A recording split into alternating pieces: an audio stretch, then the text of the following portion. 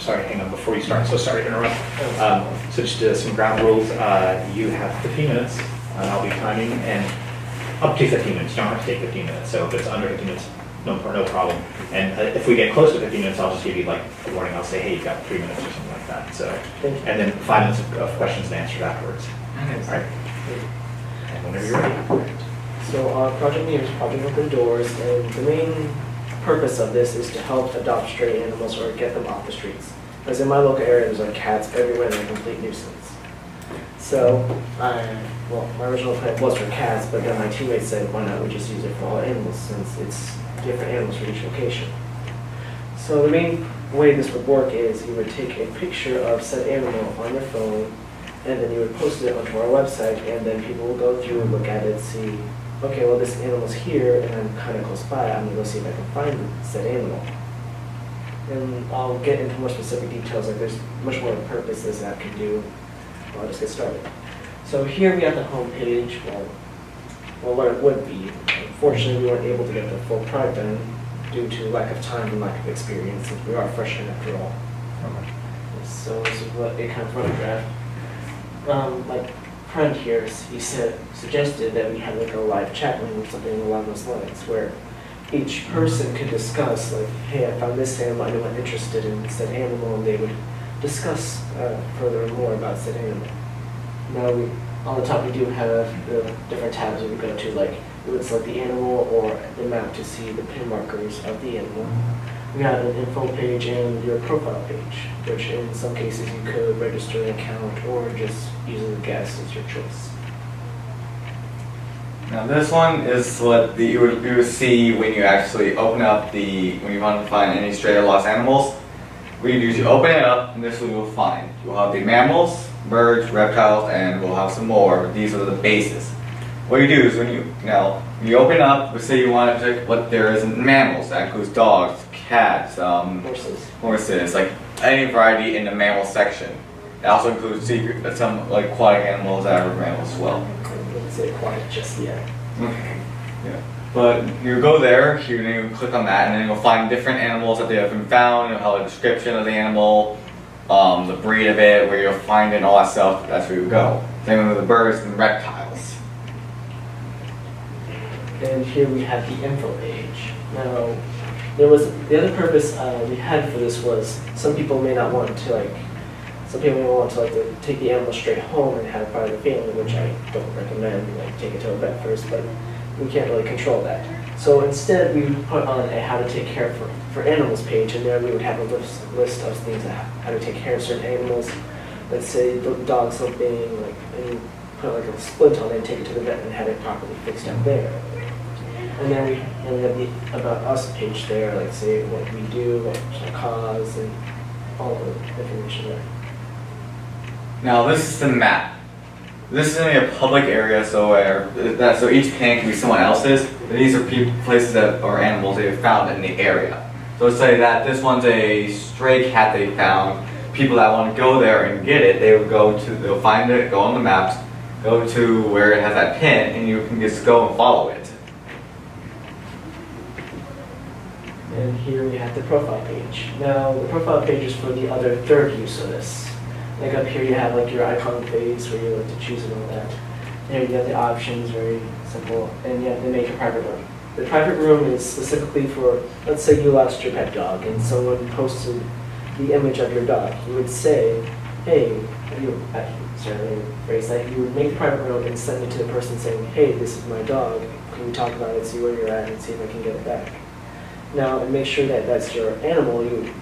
If you wanted to, you would say in your profile that these are my animals, and in case I lose them, just to prove that these are my animals. Yes. And then we have like recent new animals. Let's say, I really like this this cat that someone posted, but I'm on my phone right now and I can't find it again. I'll just go here and see if I can find it again. And that's pretty much it. I don't have any more after that. Now I do have a template on my phone. It's not exactly like this, I do not know for sure how it would go. But I have a template on my phone on what it would pretty much look like. So would you guys like to? Yes. Wow, sure, let me see. No, it's very basic. Yeah, it's just basic, simple login and the buttons you press, and the little template of what it usually look like. You open up. let's see here. So this is what it'll be like. This is like a basic idea. Here we have the title, and then you have the login sign up. Let's say you already have a login, and you just log in. And that's what you do. Now, what like this is what the difference would be like once you click in the animal section. You'll have the option of choosing lost or strays. Let's say you want to go with lost animals, and you chose, and then this is pretty much what the template would be like if you want to add it. So let's say you found a lost animal, and you lost your dog, something like that. You put the name of the dog, which could be, let's say, Marley, something simple. You'll have the image here of what the animal looks like. The breed, it would say golden retriever. A simple description, let's say it has a black spot in its eye, and one of its legs tends to limp a lot, or something like that. Then last known location, which would be the last place you've seen it, whether you have to actually add an actual address. You can't just put near my home, you have to put like, well, Baker Street North 1021, something like that. Now the strays, it's kind of the same basis. You'll have an image of the stray you've got, make sure it's clear, make sure it's actually good, like good photo, not just something quickly taken. But then same thing like the breed of what animal it kind of is, we sit around that description, same thing, descriptive. Now this one's an option. Now if you took it and brought it to a shelter for it to be held to, so someone can go there and get it, you put the shelter name there so people in the area that knows it can do it. If it's not at a shelter, you put last known location, which is the place you found it. And that's pretty much what I've gotten so far. Cool. And I'm going to stop the timer. Just, you're at 6 minutes and 10 seconds, so you got plenty of time if you want to add more stuff to the presentation. So awesome. This is I think this is a really cool I idea. think this is really cool. Actually, when you presented it, so through the association that I live in, I live in St. Pete, but in Kenwood and other different associations in St. Pete, whether you live in Kenwood or Old Northeast, or they're called associations, they're just parts of the city. Well, there's an app, and you log in and people can post different things about the community, and there's often, they talk about strays, people will, or if they lost a pet, they found a pet, whatever, so it's kind of a back and forth thing. But really you have to go in there and you have to scroll down, right? So you have to be searching for it, or you have to post about it and hope somebody responds to you, hope that they're even on there. What's really cool about this is it's kind of like something that's universal, and you're going there specifically for if you lost a pet, specifically for this action. So you don't have to go all the way where you have to put like a post or something like that, you can just go straight to this. Right, it's very specific. I had two questions when you guys are going through. Number one, are you going to base this on geography? So can I go and put my zip code? Yes. And then it will Yeah, this pull is up nice. anything around there? Yeah, this is like a select area. Like say you want to see a place in like, I don't know, 57th Street or like some random street, you would put in like, say that street and like and how far the radius would be, like 3 miles to whatever you want, and you'll see what animals are in said region. Like say I lost my dog at so-and-so street, sorry, and yeah, sorry, I'm a little stuffy. And you would look there and see if anyone has posted any information about it or animal or anything like that. Cool. Yeah, because I think that's important. So that way it's not just, I think you need to really hone in on, in my opinion, that feature, because most likely you're going to know around what area you want to search. If I lost my dog, I would, hopefully want to know within how many miles he could be located. And build that in. Matthew could probably help you with the Yeah, I mean, I think that, first of all, great idea, and I think thinking in this direction is really cool. I think my mind's kind of racing with like a ton of stuff that I would love to see in each like this. I'm sorry, you said you had 2 questions. Was there another one? Oh, no, well. Okay, that was it. Well, there is a second question, but ultimately, I'll go really fast. So the second thing is, you have strays and then pets. It would be really cool if somehow the program could mirror the two. If I go in and I post about a stray, white lab, certain height, and then all of a sudden somebody else posts about a white lab that they found, matches my description, if somehow I would get a notification and they would get a notification that, hey, it seems that we have detected that your post may be a match for someone who lost their dog. or someone, Yeah. you know, look at these posts for posts that of people who may have found the criteria you're searching for, type of thing. Yeah, I think there's a ton of possibilities there with that type of feature. Combine that with, like these mobile devices have fantastic geolocation features, right? Connected, like if Google Maps has APIs that you can program against, or you can write code, you can write applications that are very location aware. And I was thinking, that was one of the ideas I was kind of going along the lines of like, imagine, there are two main scenarios here, like pets and strays, right? And, I could imagine a scenario where the app would be valuable to me, like let's say I'm open to getting a new cat or something like this, but I don't want to go buy a cat because I'd rather take in something, a cat that needs a home, right?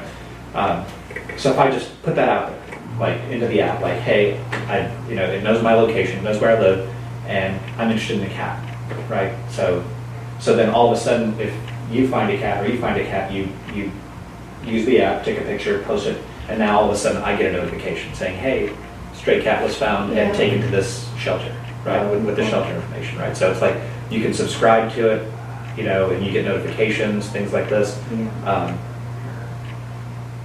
And also I can see this being like gamified, right? Like, basically you have paid people to become heroes, like if you adopt a pet. That was, I think we actually had someone that. We had something along those lines earlier as like a kind of great idea, but we kind of scrapped that later. oh, okay. No, that's fine, you guys. It was the thing our asset designer was thinking of, like where after a certain amount of pets you find or adopt or anything Or like just that. post, right? And then you get like actual like rankings after that point. So we got like that was actually one of the things, but we didn't. We like he said, we scrapped to the side because we didn't think that would be a good thing. Time or We were trying to take it serious and keep it to like what we want it to be. bare bones, and then we'll just throw the meat on as it goes on. So, quick question, have you guys thought about how you thought about it all? Is this gonna be like a volunteer type thing, or are you guys gonna Yes. actually try to make money off of it somehow? It's kind of like a volunteer slash, kind of make a little bit of money off the side. Like, yes, of course we want to help the others, but I kind of do want to profit off this. This is why every time it says ADS, it's actually ads me popping up off of it. Oh, So it's not like one of those things that pops up in the middle of the screen. It's like an actual bomb Just thing, like like a you little, see. little one on the side, like Yeah. we glance at it every occasionally. yeah, I mean, if I knew that there was an app, especially if there's an app that's targeted towards pets that has a lot of traction, a lot of viewers, a lot of installs, I mean, if I were like, I don't know, making pet food or something like this, I would Like probably. Pet Smart, something like that, then you might find something like that. Maybe like a vet shop, like some Yeah. area. Yeah, exactly. And this, I would really like totally push the envelope of like what you can do with geolocation. Like for example, with the strays scenario, right? Like you take a picture of a lab, and it's at this location, right? With Google Maps and geolocation services, you can drop a pin right there and make that part of the post, right? And then that's just out there, right? And then all of a sudden, the next person that sees that same animal with the same description, they drop a pin, so you can kind of see where the animal's going, or the animal with the same description, right? But like, really think about pushing geolocation services like to the max. Yeah, I'll definitely think about that because that would be That very is like useful. the main part of this. Yeah, You just need to- trying to get straight on those three. So that was pretty much the entire thing that we started off with. So that'll definitely be useful. And Google does stuff for like, if you decide to do this as a nonprofit, you could, Google gives like tons of API, tons of their cloud platform stuff away. I tried doing using API at one point, but it just took so much time. So I just pretty much put that to the side and just went to what I was trying to get done Gotcha. with this little template. Gotcha. I love the idea. I think it's a great idea. I mean, we've got, like, I would use it in my neighborhood, because I see strays regularly. Well, we got it, and we're glad that you guys think that's a really good idea. It really helps us, because. Yeah, build it. Yeah, it's really cool. And I guess we should do it next year then, because then at least I have a little more experience. Yeah, for sure. The next time we'll use Google Maps. That's what I'll probably, if I'm programming, I'll do that. Definitely can probably work on the Google Maps area, Yeah. because that's what it's going to be mainly about. None of you guys drive yet, right? Okay. Yeah. So that when you do get to drive, there's an application called Waze, which kind of crowdsources driver information or traffic information in real time or near real time, steal some of their ideas. Yeah. I mean, you can use Waze even if you're not driving. That's true. You can. So, I would, yeah, that's a good idea. I would download it and just see. I know, they do so many really cool things, but basically crowdsourcing traffic information, right?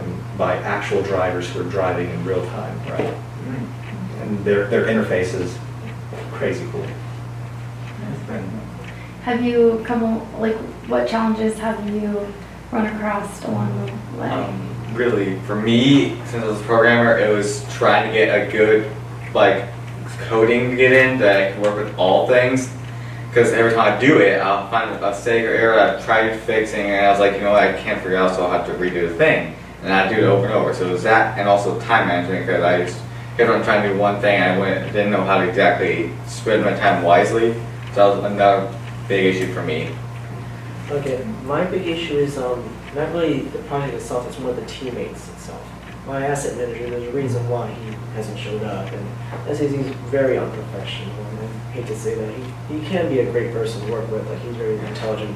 But the issue is, I don't think he's really ready for such things like this. I could be wrong, but from what I've seen, just doesn't. Sometimes he tends to slack off a lot of times. He's very intelligent, like you said, but he tends to slack off sometimes. And the funny thing is, he had to do a lot of the asset parts of him. He got the entire, like, our asset manager got the logo put in, like, actually got that, but he had to get all this other stuff put in. And the same thing is, he kept trying to do the same asset over and over and try to pass by it as new stuff, and I just wasn't allowing that. Now that, I mean, that happens, and that's one of the life lessons you learn out of this, is that you can have all the great ideas in the world, you can have all the great technology in the world, but at the end of the day, you need people to get stuff done. And so it all comes out on multiple stages to people. That's the way life kind of works. I think next time we might get a new one, or maybe we'll have to figure out a way to get him to work harder, because really, no, I don't think either of us really tried telling him, hey, try to do this instead. We just let him do his thing, so that's also really our fault too. Yeah, we are. He's a project manager, but I should have said something too, because I was right there. I should have said, hey, Gios, what are you doing? So neither of us really talked to him. So if we could either just get a new one, but I think we should really just work with him a lot more in depth, because you can always find him next time if he doesn't do what he's supposed to, but we didn't really interact with him that much. Yeah, that's a fair point, yes. From a coding standpoint, that the app that you were demoing, is that a native mobile app, or is that a browser-based app, or? It's a the download-based app. Oh, okay, so you actually have to like either sideload it or download it from the app store? Yes, that's what we were planning on doing. Okay. Just as something to think about, you might, from a programming standpoint, you might want to think about making like a browser-based app, like based on Chrome or something like this. The only reason I say that is because you write the code once and it'll run on all the mobile devices because if you do a native app, then you have to write another one for Android, or another one for iOS, another one for Microsoft, or whatever, right? Yeah. But if you do a browser-based app, It works for everything. it works for everything, and you can enable them to get all the rich push notifications and geolocation information that you would want. Basically, get that for free with Chromium, with the Chrome browser. I'll make sure we go to Just that. something to think about. Yes. So, Thank you. yeah, thank you. This is awesome. Any more questions, or? You guys do great. Yeah, I really love it. I totally use the app, so. Yeah, that's good to hear. That's what we're worried about. Now build it. Now go out and build it. All right, thank you.